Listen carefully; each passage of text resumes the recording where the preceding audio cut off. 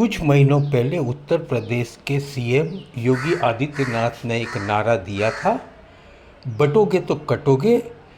लेकिन मुस्लिम समाज के लिए बरसों से ये नारा जैसे लागू हो गया है।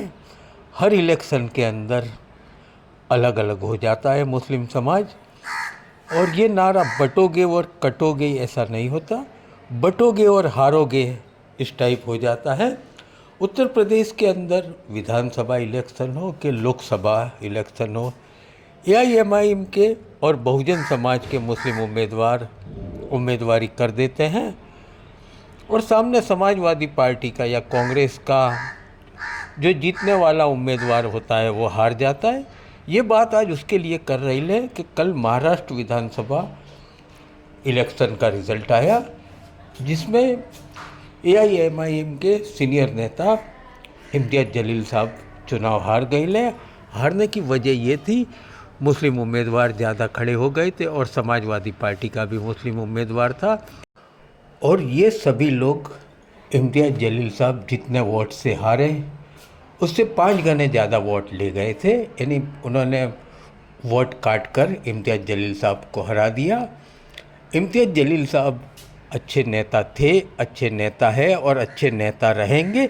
वैसे ही 2022 के गुजरात विधानसभा इलेक्शन के दौरान शहर अहमदाबाद के दरियापुर विधानसभा से 3 टर्म के सीनियर कॉरपोरेटर कांग्रेस के गयासुद्दीन शेख साहब के सामने एआईएमआईएम जब उम्मीदवार खड़ा करने का था, तब शहर अहमदाबाद नहीं पर पूरे गुजरात के मुफ्ती साहब, आलिम साहब, ओवैसी साहब और इम्तियाज़ जलील साहब को मिले थे और उन्हें कहा गया था कि आप गयासुद्दीन शेख साहब के सामने आपका उम्मीदवार नहीं उतारो।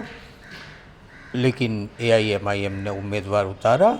नतीजा ये आया कि एआईएमआईएम के उम्मीदवार के वोट और आम पार्टी के उम्मीदवार के वोट जितने मिले, इतने वोट से गयासुद्दीन शेख साहब चुनाव हार गए थे।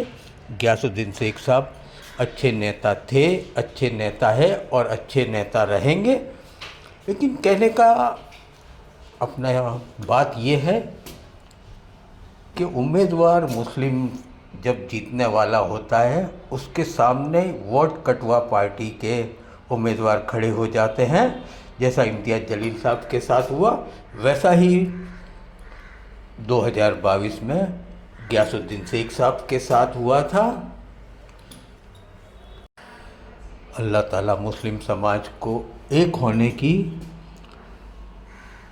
तौफीक अता फरमाए और जहाँ जहाँ मुस्लिम उम्मीदवार जीतने लायक हो उसके सामने कोई अपक्ष के कोई पार्टी का वोट काटने वाला मुस्लिम उम्मीदवार खड़ा ना हो, यही दुआ अपने कर सकते हैं।